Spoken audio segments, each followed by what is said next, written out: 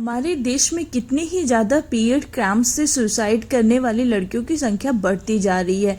एक लड़की जो है पंखे से लटक के अपनी जान दे दी क्योंकि उससे वो पेन बर्दाश्त नहीं हो रहा था। ऐसे ही एक एम्स में ऐसा रिसर्च हुआ था जहाँ पे वुमेन्स को लिया गया, उनको दो सेक्शन में डिवाइड किया, एक वो वुमेन्स जिनको पीरियड में थे और एक वो जो पीरियड्स में नहीं थी। वहाँ पे देखा गया कि 4.5% वीमेन ऐसी थी जिनकी डेथ जो है पीरियड की वजह से हुआ था और वहीं पे 25% वीमेन्स ऐसी थी जिन्होंने सुसाइड किया था और वो पीरियड्स में थी।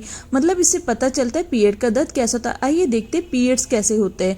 28 डेज का साइकिल होता है जिसे कहते हैं मेंस्ट्रुअल साइकिल। अब इस चार्ट से आप समझ सकते हैं कि हार्मोन कैसे ऊपर नीचे होते रहते हैं। आइए हम 6th डे से देखते हैं। इसमें रिलीज होता है follicle stimulating hormone and luteinizing hormone. दो हार्मोन्स रिलीज होते हैं जिसकी वजह से बॉडी में एग बनना शुरू होता है डे 14 में। फिर ये एग जो है वहाँ से बाहर निकल के आता है यूट्रस में रहने के लिए।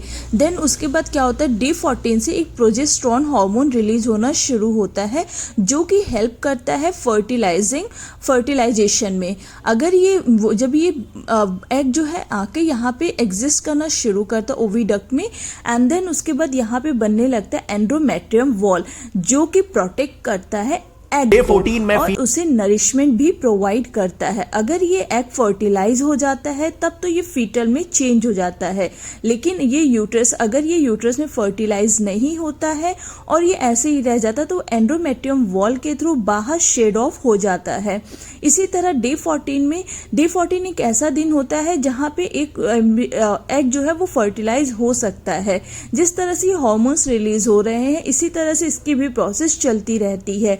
जबकि इसी तरह देखिए कि ये जो अगर ये फर्टिलाइज नहीं हुआ तो ये एंडोमेट्रियम वॉल के थ्रू शेड ऑफ होना शुरू हो जाता है जिसको शेडिंग पीरियड भी कहते हैं और जिसको भी मेंस्ट्रुअल साइकिल कहते हैं। इसमें सारी जो हमारे बॉडी के जो म्यूकस होते हैं, जो भी एग होता है, वो सब इसके साथ रिलीज हो जाता है। अगर ये फर्टिलाइज हो गया तो एक फीटल फॉर्म होता है जो कि मदर के लिए बहुत ज़्यादा इम्पैक्टफुल होता है। इसमें क्या होता है, अगर बच्चा पेट में है तो उससे मदर के इंसुलिन और शुगर लेवल जो है इंक्रीज होने लगती है जिसको बोलते हैं जेस्टेशनल डायबिटीज। इससे और भी कॉम्प्लिकेशंस मदर्स के लाइफ में आते हैं, जैसे कि हो गया हमारा पहला हो गया प्रीक्लैम्सिया, जिसमें ये होता है कि ब्लड प्रेशर मदर का इंक्रीज हो जाता है। एनीमिया, हार्ट डिजीज और लिवर फेलियर के भी चांसेस बहुत ज़्यादा होते हैं एक फीटल की वजह से जो कि मॉम के वुम्ब में होता है और इन्हें ये बहुत ज़्यादा सफ़र भी करती हैं। अगर फीटल जो है आपका हेल्दी है तब तो ये 9 महीने सफ़र करना बहुत अच्छा है, लेकिन अगर वही फीटल जो है आपका उसमें कोई भी प्रॉब्लम हो गया उस फीटल में और वो मतलब हेल्दी बेबी नहीं है तब तो ये 9 पीरियड जो मॉम सफ़र करती है वो उनके लिए बहुत इम्पैक्टफुल और बहुत ज़्यादा लाइफ थ्रेटनिंग होता है। वो एक तो वो इन बच्चों को अपने पेट में रखती हैं, उनसे उनको उस 9 महीने में जो सफ़र करना हो पाता है और आफ्टर लाइफ जो सफ़र करना पड़ता है वो सारी उनके लिए बहुत ज़्यादा थ्रेटफुल होती हैं। इसीलिए इन पीरियड्स को डिस्चार्ज करने ये मेंस्ट्रुअल साइकिल बना हुआ है। अगर कोई बेबी अनहेल्दी है या उसमें ग्रोथ नहीं हो रही है तो ये क्या होता है, एंडोमेट्रियम में जो एग जाके होता है वहाँ से वो शेड ऑफ होना शुरू हो जाता है और इससे जो भी उसके म्यूकस जो भी हमारे एग्स होते हैं वो इसे किल सिक्वी भी कहते हैं, जिसके थ्रू ये रिलीज होना शुरू हो जाते हैं। और ये एंडोमेट्रियम वॉल जो वहाँ पे बना जो कि नरिशमेंट प्रोवाइड करता है एक प्लेसेंटा को, जो कि फीटल को नरिशमेंट प्रोवाइड करता है, उसके थ्रू वो सारी चीज़ें जो हमारे एग्स वगैरह होते हैं वो फर्टिलाइज नहीं होती हैं तो वो रिलीज हो जाती हैं, उसके थ्रू शेड होने लगती हैं।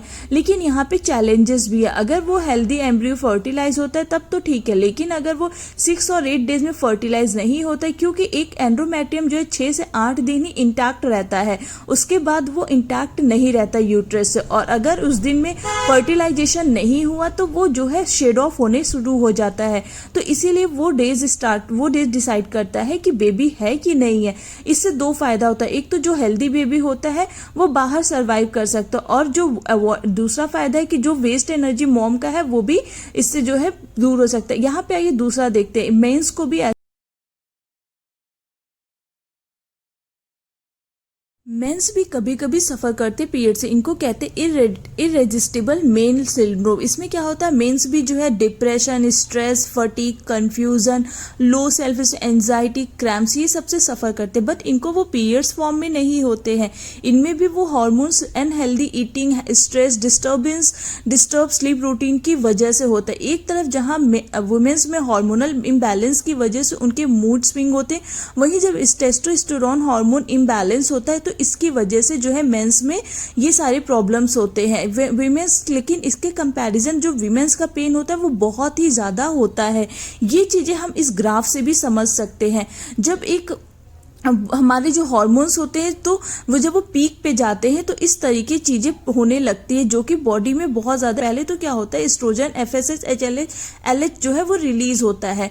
जब ये अपने पीक पे जाता है, जब सडन इसमें पीक होता है, जबकि जो रिलीज होता है, तो ये पेन और ये सारी चीज़ें स्टार्ट होती है, जो कि आप इस ग्राफ में देख सकते हो। यहाँ पे एक प्रोजेस्टेरॉन भी रिलीज होना और ये पीक होता है, जहाँ पे ये क्रैम्प्स और ये सडन चेंजेस, मूड स्विंग्स वगैरह शुरू हो जाता है। तो इसकी वजह से भी ये बहुत ज़्यादा डिस्टर्बिंग होता है और इससे क्या होता है, जो हमारा एंडोमेट्रियम वॉल और लाइनिंग शेड होने लगती है। आइए देखते हैं, यहाँ पे कई ऐसी यूथ्स हैं जिनको पीरियड्स के बारे में बिल्कुल भी नॉलेज नहीं है। तो यहाँ पे कुछ सर्वे कराया गया जहाँ पे पता चला कि इनके अंदर भी पीरियड्स के बारे में कुछ भी नॉलेज नहीं है, जो कि ये बहुत ज़रूरत है कि एक लड़की को या गर्ल्स को जो है यंग एज में ही इसका नॉलेज हो सकता है। इवन लड़कों के पास भी ऐसा नॉलेज नहीं है। तो हम देखते हैं थोड़ा सा रिसर्च। जानकारी है आपको? नहीं। आप पीरियड्स के बारे में नहीं जानते? किसको पता है पीरियड्स क्या होते हैं? ये तो जी घंटे वाले